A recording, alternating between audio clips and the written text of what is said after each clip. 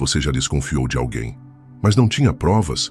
Já sentiu que alguém ao seu lado, mesmo sorrindo, já havia virado as costas para você? É um tipo de dor que não se ouve, mas grita.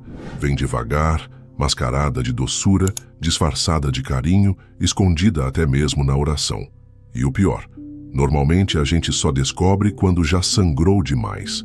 Charles Spurgeon dizia que as feridas feitas por amigos doem mais porque vêm de mãos que um dia nos abençoaram. E isso não é poesia. É realidade de quem já foi traído e não teve com quem dividir o peso. O maior traidor da história estava no grupo dos escolhidos. Judas não puxou espada. Ele usou um beijo. Foi no gesto de confiança que ele entregou. Mas nem toda traição chega assim, visível. Muitas vêm nos detalhes, na mudança de tom, no olhar que evita, na distância que começa no coração antes de chegar nos passos. E o que mais machuca é que normalmente o traído é o último a saber. Ele continua amando, confiando, acreditando, enquanto por dentro o outro já foi embora faz tempo. Neste vídeo, você vai entender 5 sinais que mostram quando alguém perto de você, seja um amigo, alguém da sua família, do seu trabalho ou até mesmo da sua fé, está te traindo. Não são sinais óbvios, mas estão lá. A Bíblia mostra e o Espírito revela. Porque a traição não começa com o ato. Começa quando o coração do outro muda de direção. E talvez hoje, Deus tenha te trazido aqui não por acaso. Talvez esse vídeo seja a resposta que você já pediu em oração por muito tempo. Se esse começo já falou com você, não saia agora. O que vem a seguir pode abrir seus olhos para algo que você ainda não percebeu. E talvez seja exatamente o que Deus quer te mostrar hoje. E antes da gente continuar, este vídeo e roteiro é revisado manualmente, e isso dá trabalho. Então, se quer nos apoiar, se inscreve no canal e ativa o sininho. O YouTube não está entregando os vídeos, e se você não fizer isso, pode ser que justamente aquele aviso de Deus que você mais precisa acabe não chegando até você. Dito isso, bora para o vídeo. A traição começa no silêncio de uma presença que já foi luz e agora pesa. Não há gritos, não há declarações de guerra, não há despedidas formais, apenas uma mudança quase imperceptível no olhar. Uma ausência que mora dentro de uma presença ainda física.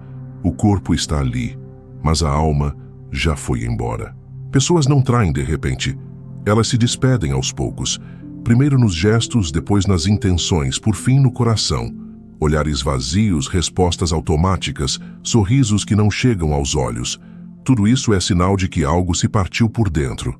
Em João capítulo 13, Jesus identificou Judas não pelas palavras, mas pelo Espírito. O olhar de Judas já não o seguia com verdade. Ele estava presente, mas não estava mais com ele.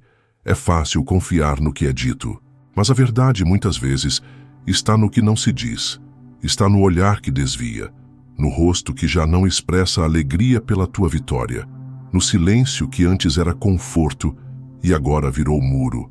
A Bíblia revela: o coração do homem é enganoso, mais do que todas as coisas. Mas há uma promessa escondida aí. Deus revela os segredos do coração àqueles que pedem discernimento. Ele te mostra, no tempo certo, aquilo que os olhos naturais não conseguem alcançar. Há um sinal que se repete em quase toda traição. Quando alguém para de se alegrar com a tua alegria. Quando, em vez de celebrar contigo, a pessoa começa a competir em silêncio com a tua bênção. E esse tipo de comparação não é só vaidade. É um coração que já não vibra por você. Um espírito que já não caminha ao teu lado. A traição não é sempre um ato escandaloso. Às vezes, é só uma sequência de pequenos afastamentos disfarçados de normalidade. E tudo começa com um olhar que mudou. O mesmo olhar que antes dizia, estou com você, e agora já não diz mais nada. O traidor continua ali, por costume ou conveniência, mas algo já morreu, e o Espírito te revela não para ferir, mas para preparar o teu coração, porque a dor da traição só destrói quem se recusa a ver o que Deus já estava sussurrando no silêncio. A presença se transforma em ausência muito antes de o corpo ir embora. E na maioria das vezes, essa ausência vem disfarçada de algo nobre. Trabalho, cansaço, falta de tempo, compromissos, justificativas que à primeira vista parecem legítimas, mas que escondem um afastamento emocional mais profundo. Quem está te deixando quase sempre culpa o tempo, mas o tempo não mente. Ele apenas revela o que de fato é prioridade. A traição emocional acontece antes da física. Antes do adeus há o silêncio. Antes do silêncio há o abandono interno. Marta se ocupava com muitas coisas, mas Jesus apontou para o que realmente faltava: presença. Não é a ausência do corpo que fere primeiro, é a ausência do coração, da escuta, do cuidado real. Quantas vezes ouvimos: estou ocupado demais. Mas ninguém está ocupado demais para quem ama de verdade. O amor encontra brechas. Ele se manifesta até nos intervalos. O tempo é apenas um reflexo do lugar que ocupamos no coração do outro. Quando começamos a ser ignorados nas prioridades, já não fazemos parte da intimidade. Jesus nos ensinou algo profundo. Onde estiver o vosso tesouro, ali estará também o vosso coração. Não é apenas uma frase sobre dinheiro ou posses, é sobre afeto, sobre intenção, sobre presença verdadeira. A traição começa quando alguém transfere seu tesouro emocional para outro lugar e só mantém a aparência por obrigação. Uma amizade, um relacionamento, uma aliança só permanecem de pé quando o coração ainda está presente.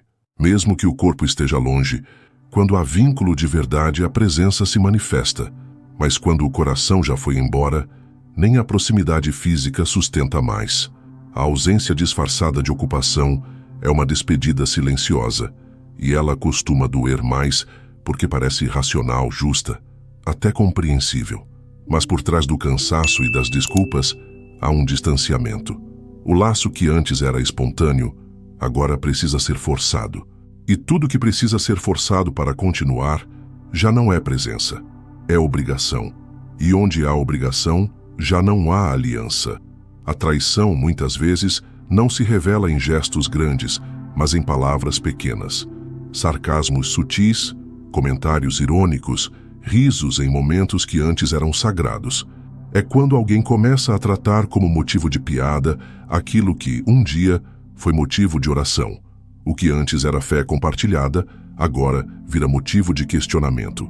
O que antes era valor, agora é ridicularizado. Spurgeon pregava que a boca fala do que o coração está cheio, mas também esconde o que o coração está prestes a rejeitar. Quando alguém começa a zombar do que antes defendia ao seu lado, algo já mudou por dentro. Não se trata apenas de mudança de opinião, trata-se de mudança de lealdade. Há uma transformação invisível acontecendo. A aliança está sendo substituída por desprezo disfarçado de humor. É um sinal espiritual. Quando a pessoa começa a ironizar sua caminhada com Deus, suas convicções, seus momentos de oração, sua entrega, não é apenas brincadeira. É sinal de que o coração dela está sendo alimentado por outra fonte. Fonte que não edifica, fonte que mina, fonte que esvazia aquilo que um dia sustentou a comunhão entre vocês. Na Bíblia, antes de Pedro negar Jesus com palavras, houve uma preparação silenciosa. Ele começou a se afastar, e quando finalmente foi confrontado, disse: "Não conheço esse homem." A negação não nasceu naquele instante. Foi construída aos poucos, a partir de pequenas rupturas internas. A zombaria, nesse caso, é a semente da negação. Aquilo que se zomba em voz alta já foi abandonado em silêncio no coração.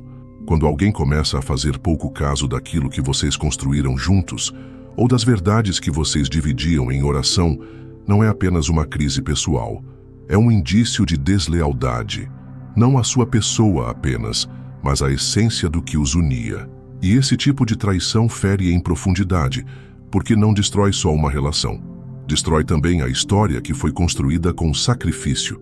A zombaria é a trilha sonora da deserção. É o som leve de quem já está partindo por dentro, mesmo que continue sorrindo por fora. E quando esse som se repete, ele anuncia que o vínculo foi rompido, ainda que ninguém tenha dito adeus. Nem toda traição começa com abandono. Algumas começam com exposição. E essa exposição nem sempre é direta, explícita. Às vezes ela é sutil, escondida nas entrelinhas de uma conversa, disfarçada de brincadeira, justificada como desabafo. Mas o efeito é o mesmo. Aquilo que era íntimo começa a ser lançado no campo da curiosidade alheia. A confiança não se quebra apenas por mentira. Ela também se quebra quando o que foi partilhado em dor passa a ser usado como munição, quando os segredos divididos em silêncio viram assunto nas conversas paralelas. E quando a tua vulnerabilidade vira motivo de comentários, o elo que havia entre dois corações começa a se desfazer. O livro de Provérbios diz que o homem fiel guarda o segredo, mas o de coração perverso espalha o boato. Quem ama, protege, mesmo quando tem motivos para se calar ou se afastar. Mas quem trai, expõe, e quase sempre encontra uma razão nobre para isso. Só estava desabafando, dizem. Mas por trás do desabafo existe algo mais sombrio, a necessidade de justificar uma saída. A exposição é muitas vezes o primeiro passo para construir uma desculpa para o afastamento. O mais cruel nessa fase da traição é que ela não vem com gritos, mas com risos. Não aparece em discussões, mas em piadas. E o que parece leve, na verdade, pesa. A alma sente, porque o que está sendo exposto não é apenas uma história, é a dor de alguém, é o processo de alguém, é o sagrado que foi confiado em mãos que agora se tornam perigosas. A pessoa que começa a te expor com entrelinhas já não está contigo. Ela está preparando o terreno para justificar sua ausência, está tornando tua dor visível para outros sem tua permissão, para não carregar sozinha o peso de te deixar. E essa estratégia é mais antiga do que se pensa. Judas conversou com os sacerdotes antes de beijar Jesus. Ele precisava de uma desculpa, de um álibi, de uma forma de se livrar da culpa. Quando aquilo que era íntimo começa a vazar pelas brechas do discurso alheio, a traição já está a caminho, não pelo ato final, mas pelo processo de desonra sutil. E nessas horas, o silêncio de quem é traído se torna altar. Porque o traidor pode até usar tuas fraquezas contra você, mas o Deus que tudo vê transforma o que é exposto em testemunho. A ferida deixada por palavras soltas será um dia curada pela palavra que nunca trai. Há pessoas que continuam ao nosso lado, não por amor, mas por cálculo. Permanecem não porque há vínculo verdadeiro, mas porque ainda há algo a ser colhido. São presenças que esgotam, que drenam, que se alimentam da tua entrega, da tua paciência, da tua lealdade, mas no fundo já decidiram partir. Só estão esperando o momento certo para fazer isso, sem parecer vilãs. Judas permaneceu ao lado de Jesus até a última ceia. Ele não saiu no meio do caminho, não desistiu na tempestade, ficou até o fim. Mas não por fidelidade, e sim por conveniência. A traição dele foi meticulosamente arquitetada. Ele já havia combinado o preço, já sabia a hora, já havia decidido. Só restava cumprir o que o coração dele já havia decretado em silêncio. Algumas pessoas se comportam da mesma forma. Sabem que vão embora, mas ficam um pouco mais. Não para restaurar a relação, mas para usufruir o que ainda resta. Permanecem até que você não tenha mais nada a oferecer. E então, partem, mas deixam rastros. E esses rastros têm nome: exaustão. Quando cada conversa te cansa, quando cada encontro te fere, quando o que era presença começa a ser peso, há algo espiritual acontecendo. A Bíblia não nos manda julgar pelas palavras, mas sim pelos frutos. Frutos não mentem. Discursos podem enganar, mas os efeitos de uma convivência revelam o que está por trás dela. E quando a presença de alguém começa a sugar tua energia, tua paz, tua clareza, talvez não seja mais uma companhia, e sim uma estratégia. O mais cruel é que essa pessoa ainda diz que está contigo. Usa palavras de afeto, repete gestos antigos. Mas tudo isso se tornou uma atuação. A presença não é mais um lugar de refúgio, mas uma forma de prolongar o acesso. E o coração sente, porque não é o corpo que trai primeiro, é a intenção. A presença só permanece quando há verdade, quando há aliança, quando há entrega mútua. O resto é apenas ocupação estratégica de espaço. Quando você se sente drenado por quem deveria te sustentar, talvez não seja mais uma presença, seja um último uso. E essa percepção não é amargura, é discernimento. O mesmo discernimento que Jesus teve quando, mesmo sendo traído, não impediu o beijo de Judas, porque sabia que até a traição tem papel no propósito, e que o traidor pode sair, mas o propósito permanece, porque quem anda com Deus não é guiado por quem fica ou sai. É guiado pelo que permanece eterno, mesmo quando tudo o mais se desfaz. A traição dói, mas ela revela quem estava ao seu lado, e quem estava ao lado de si mesmo o tempo todo. Há dores que não gritam, mas ecoam. Elas não quebram o corpo, mas partem o espírito em silêncio. Ser traído é como cair de um lugar onde se acreditava seguro. Mas mesmo essa queda tem direção quando se cai nos braços de Deus. Jesus foi traído por um amigo, não por um estranho, não por um inimigo declarado, mas por alguém que conhecia sua voz, seu ritmo, suas orações. Foi beijado por um discípulo, vendido por alguém que dividia a mesa com ele. E mesmo assim, não se fechou ao propósito. Spurgeon dizia: é necessário que o coração do justo seja ferido, pois é ali, na ferida, que o Espírito derrama a cura.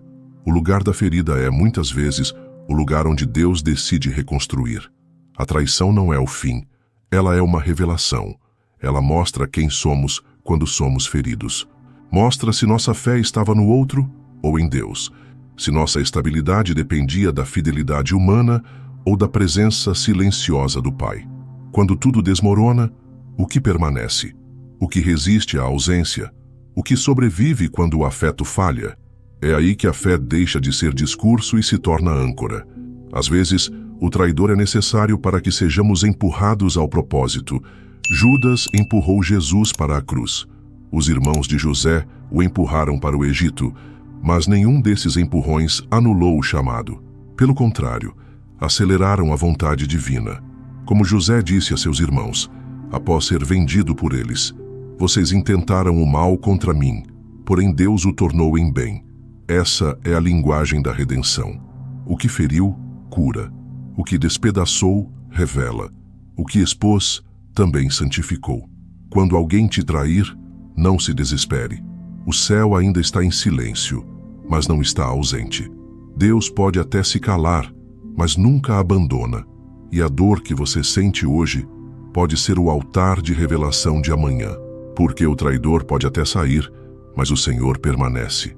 E onde Deus permanece, até o vazio tem voz, até a ferida tem nome, e até a traição pode ser transformada em testemunho, porque Ele cura onde ninguém mais consegue tocar, e continua sendo fiel, mesmo quando tudo ao redor nos decepciona.